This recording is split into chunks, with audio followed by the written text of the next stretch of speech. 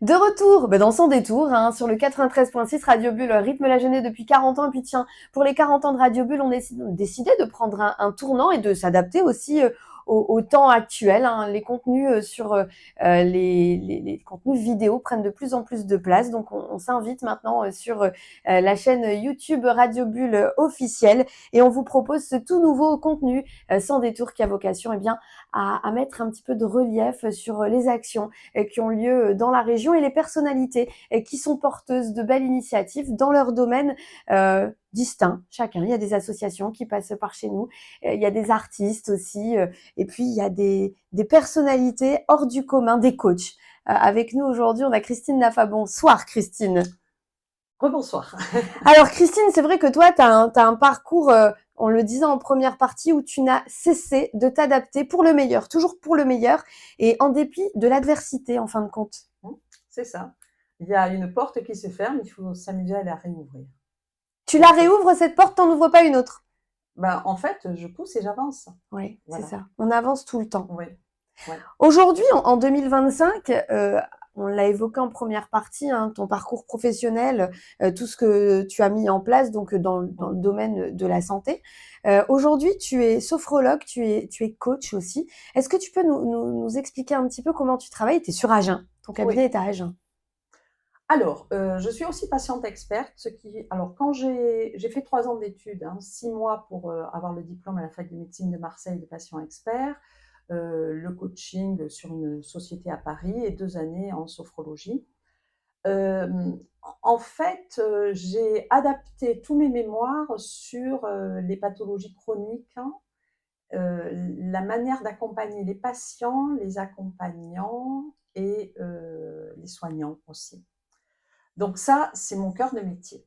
Et au départ, j'ai vraiment commencé qu'avec des patients, des soignants et des accompagnants. Parce qu'effectivement, s'il y a bien un moment où il faut s'adapter, c'est quand une pathologie chronique rentre dans la vie, où il y a vraiment des très gros changements, jusqu'au deuil, il faut être très honnête. Mais aujourd'hui, les gens parlent un petit peu, et du coup, j'ai aussi des adolescents qui ne sont pas du tout malades, mais qui ont des choses à régler, des jeunes adultes, quelques chefs d'entreprise, voilà. Je ne fais pas tout, je ne fais pas de coaching d'équipe, par exemple. Et en fonction, je leur propose ou que du coaching ou de la sophrologie. Après, ils choisissent aussi, mais des fois, il y en a, on va dire, un certain nombre qui me font confiance. Et puis, il y a certains accompagnements où on mélange et le coaching et la sophrologie. Voilà. Et quand ils sont patients ou qu'ils sont accompagnants, j'ai toujours ma casquette de patient expert. Tu le disais, des pathologies chroniques. Oui. Aujourd'hui, le cancer, on le considère comme une maladie chronique. Oui. Toi, c'est comme ça que je t'ai connue en fait. Ouais. Sur j'ai lu ton bouquin Juste un cancer. Il y a à peu près 2 ans, 3 ans. J'ai été épatée de la force que tu as déployée de manière, j'ai envie de dire quasi naturelle, un instinct de survie, mais dans le sourire presque. C'est incroyable parce que tu as eu un cancer du sein il y a quelques années de ça.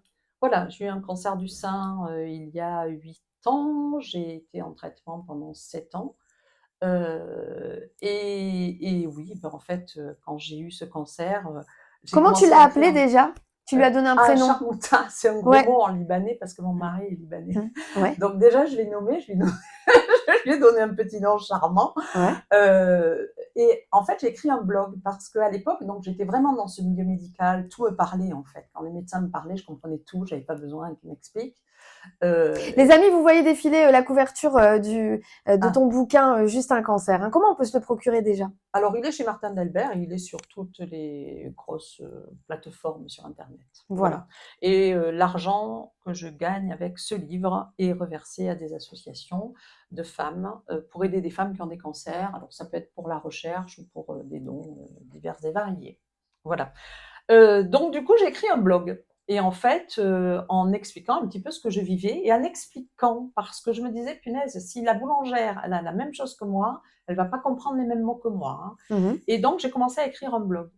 Et ce blog est devenu un livre sur les conseils de mes professionnels de santé. Voilà, tout simplement. Mais c'est vrai que je me livrais au fur et à mesure. Et puis, j'ai quasiment rien changé hein, entre le blog et le livre. Hein. J'ai juste plus structuré en termes de chapitres, mais sinon le contenu était le même.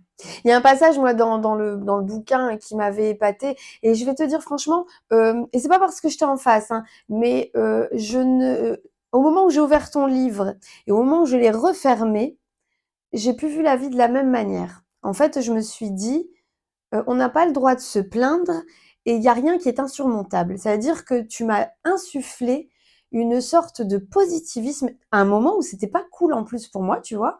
Et je trouve que ce bouquin, vraiment, même si vous n'êtes pas dans un parcours où vous êtes dans un parcours de soins, vous avez un cancer, etc., je pense qu'il peut apporter de la force aux personnes qui le lisent.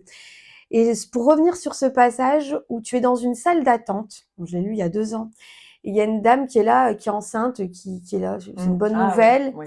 Toi, tu apprends que tu as ton cancer et tu ne veux pas lui imposer tes larmes. Mm.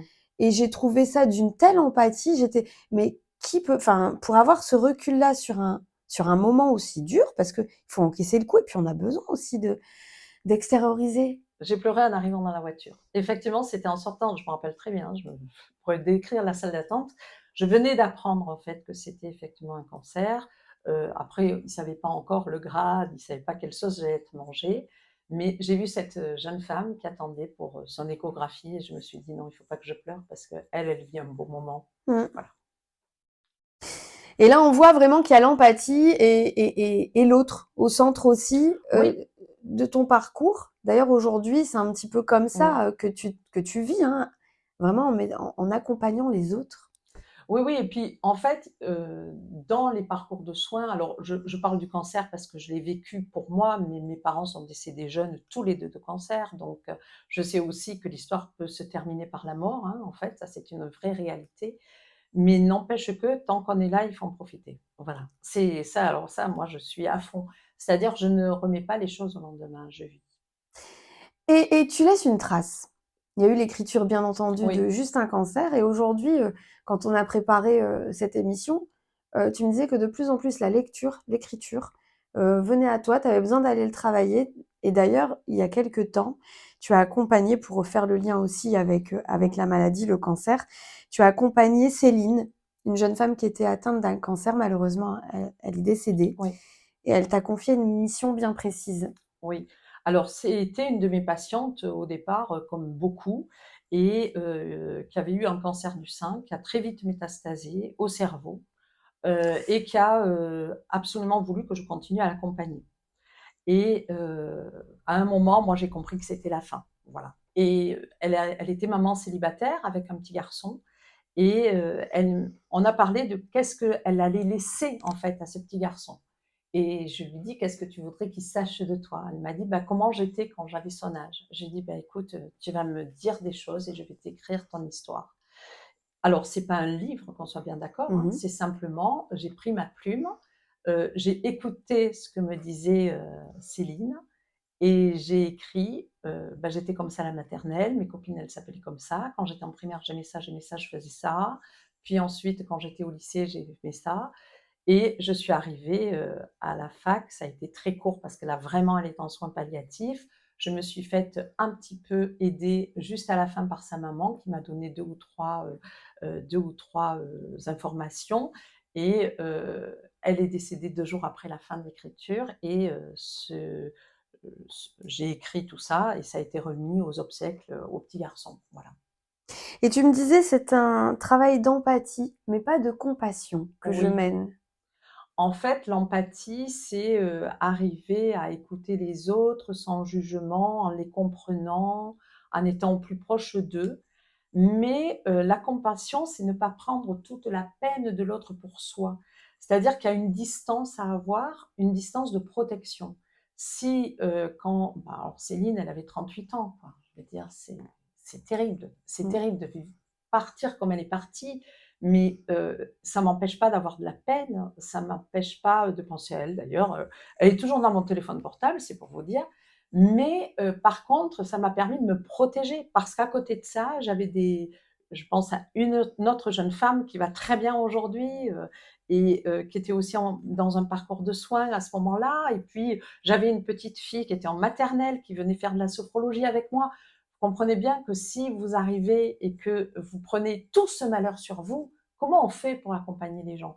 Alors c'est pour ça aussi que je prends qu'une fin de vie à la fois, parce que j'ai besoin d'être toute là et que je ne suis pas une sainte et que je ne sais pas faire plus et que dans la journée, quand j'ai des accompagnements qui sont un peu compliqués, je ne multiplie pas les accompagnements. Parce que après moi, j'ai besoin aussi d'avoir mon sas pour moi, pour vivre et pour être au service de l'autre, les accompagner, les écouter avec les deux oreilles et le cœur, comme je dis. Et après, excuse-moi, je vais peut-être être un petit peu crue, mais on arrive à aller éplucher ses légumes, faire sa vie, c'est mijoter, enfin, tu vois, Alors, c'est c'est... comme quand on nous apprend le cancer, moi je dis toujours pleurer. Voilà. Donc moi j'ai pas pleuré devant la jeune femme. Quand je suis arrivée dans ma voiture, j'ai pleuré toutes les larmes Ouais. de mon corps. J'ai beaucoup pleuré pendant mon parcours de soins. Il y a beaucoup de moments où j'ai pleuré, mais j'adore la phrase tout ce qui ne sort pas s'imprime. Donc les larmes permettent de sortir des choses et que ce qu'on appelle en scientifique le stress oxydatif n'est pas une influence trop négative sur nos petits organes. Tout ce qui ne sort pas s'imprime. Ouais, j'adore cette Faut phrase. pas le garder, quoi. J'adore cette phrase. Ouais. Je trouve que vraiment, voilà. Et du coup, ben oui, de temps en temps, il y a des accompagnements qui sont durs. Quand la personne part, et surtout si j'ai quelqu'un une heure après, oui, je m'octroie le droit de dire, là, franchement, ouais, c'est dur de pleurer ou de crier un coup aussi. Hein. Ouais. En sophro, on a un truc qui s'appelle le hurlement muet. J'adore ça. Le hurlement muet. Ouais. En fait, on mime le hurlement sans le faire. Ah, je l'ai déjà fait, ça. Voilà. Et en fait, ça fait énormément de bien. Comme ça. Exactement. Ouais. Après, on peut aussi travailler sur phonème et phronème, c'est-à-dire les vibrations des sons, mais qui sont aussi des choses dont je me sers, moi, pour être après à 100% avec l'autre. Voilà. Bon, alors l'écriture qui a pris de la place dans ta vie, Oui. on va consacrer une chronique avec Chloé Dupont justement sur les challenges que tu t'es lancé un challenge justement alors en lecture pour cette Oui.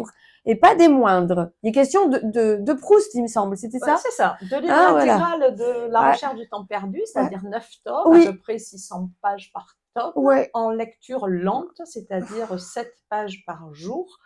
50 pages par semaine à peu près. Et Proust, ça, c'est sur toute costaud, l'année. hein. C'est pas le plus simple. Alors là, on est, on va dire, à la 4e semaine. J'ai trouvé un rythme. Donc effectivement, je vais un petit peu plus vite que 7 pages par jour. Par contre, j'écoute, je lis de plus en plus à haute voix parce que franchement, il y a des phrases. Non, mais je suis d'accord, t'es perdu. 17 lignes sans ponctuation, c'est un peu chaud. Par contre, je réécoute derrière une lecture faite par des acteurs de la Comédie Française qui ont lu Proust, en tout cas le début. Et ça me permet aussi de prendre un petit peu, la distance, de prendre un petit peu de distance. Et puis moi, je surligne des passages où je trouve que c'est beau, que c'est chantant. Là, sur la semaine 3, il y avait une description d'une femme enceinte. Mon Dieu, que c'est magnifique. Mais en fait, je me dis, quand je l'entends, je dis, ah ouais, non, mais ça, c'est trop, trop beau. Bon, effectivement, on ne peut pas adhérer à tout à 100%, mais il y a tellement des passages qui sont incroyables. Voilà, donc c'est mon challenge. Ça fait 2 ans que j'essaie de relire du côté de chez Swann, qui est sur ma table de chevet. J'en suis à la page 200. Ah ouais, moi je dois être à la page 120, tu vois. Voilà. Moi je reviens parce que c'est des relectures, tu vois. Mais c'est vrai que c'est costaud. Ben ça c'est un challenge que je trouve qui est intéressant. Voilà. Ça c'est un challenge lecture. Après j'aimerais bien réécrire un deuxième livre. Voilà. D'accord. Mais pas sur une maladie. D'accord. Voilà. Bon, on en reparlera. Oui. Une femme très engagée dans tout ce que tu fais. C'est-à-dire que je pense que même quand tu mets une photo dans un cadre, tu vas le faire à fond et tu vas bien le faire. En tout cas, j'ai l'impression que tu es perfectionniste. Alors, je suis pas très douée dans la décoration, donc c'est mon mari. Ok, d'accord.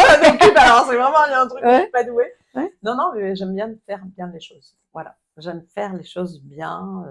C'est vrai que pas plus tard qu'hier, j'ai eu une jeune femme en fait, qui est venue en coaching et qui fait coaching et sophro avec moi et qui a été épatée parce que je lui envoie après toutes les séances, je lui ai envoyé son commentaire de coaching et les petits dessins pour la sophro. Elle m'a dit mais personne fait ça. J'ai dit bah si moi. Voilà. Je trouve que c'est normal quoi en fait. Pour moi c'est ça le point. Le point de la séance, c'est permettre à la personne de relire, de revivre, de voir ce qu'elle a vu, dit. Voilà. Les gens, les autres, les personnes autour de soi, l'humain, l'humanitaire même. Oui, alors, l'école en cadeau.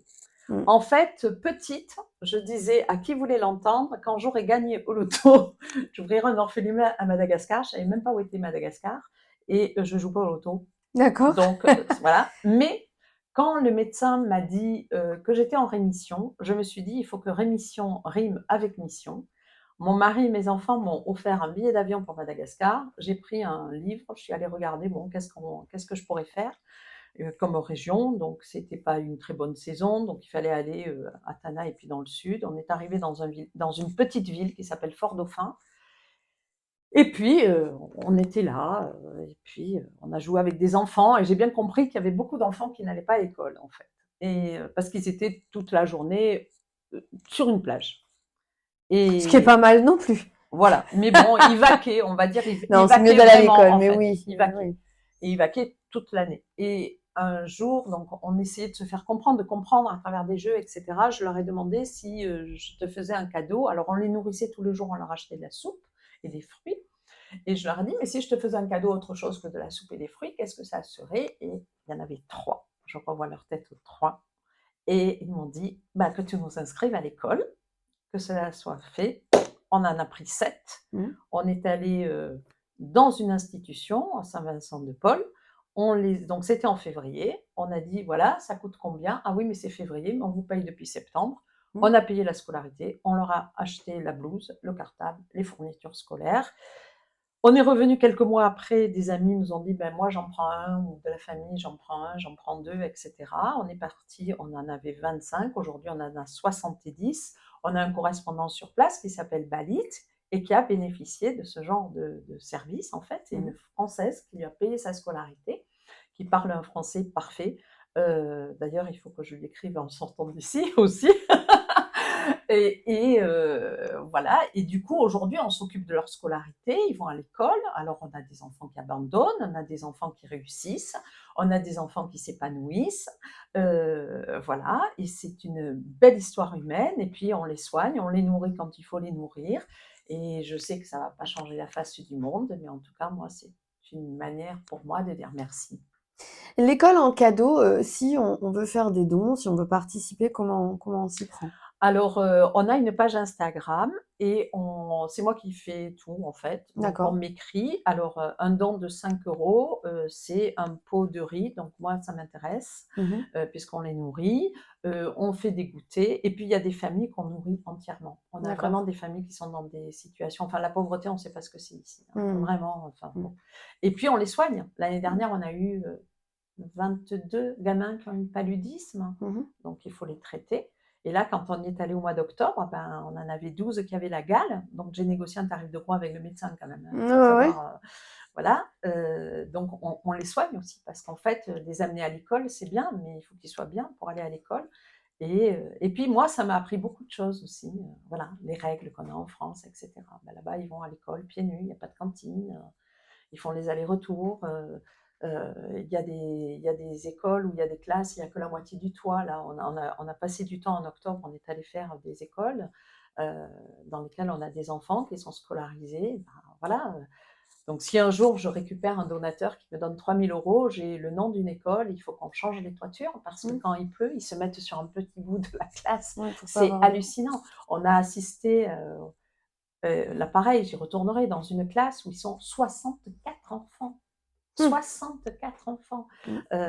Bon, moi, j'ai essayé de faire un cours de français à des gamins de 6e. Mais voilà, mais il y a tout à faire. Donc, en fait, si on a un donateur qui nous donne un gros don, ça ira directement sur une école. Voilà. Non. Et après, pour les petits dons, ça sert à les nourrir. Voilà. Et pour parrainer un enfant, il faut vraiment un parrainage pour toute la scolarité. Je veux pas des gens qui, au bout d'1 an, me disent: «Ah mais non, là, j'ai plus Oui, c'est un envie», engagement sur parce le long terme. qu'après 6 mois, il faut Oui. que je les parraine tous. Avec mon mari, nous en parrainons 10. Mmh. Voilà. D'accord. Mais après, c'est que des gens qui en parrainent 1, 2, 3. Voilà. Christine Nafa, une femme engagée en avant la vie, j'ai envie de dire, Ouais, c'est bien, en te c'est bien. voyant. Merci pour ce sans détour. Je pense qu'il y aura encore des choses à creuser. Il y a encore de belles choses que tu auras à nous proposer et à partager avec nous. En tout cas, merci beaucoup pour ton passage chez Radio Bulle. Merci Samia, merci beaucoup et puis, Avec plaisir, une prochaine fois. À très vite, Christine. À très vite, les amis. On se retrouve, bien entendu, vous le savez, sur Radio Bulle 93.6 et puis la semaine prochaine ici sur la chaîne Radio Bulle officielle pour un nouveau Sans détour.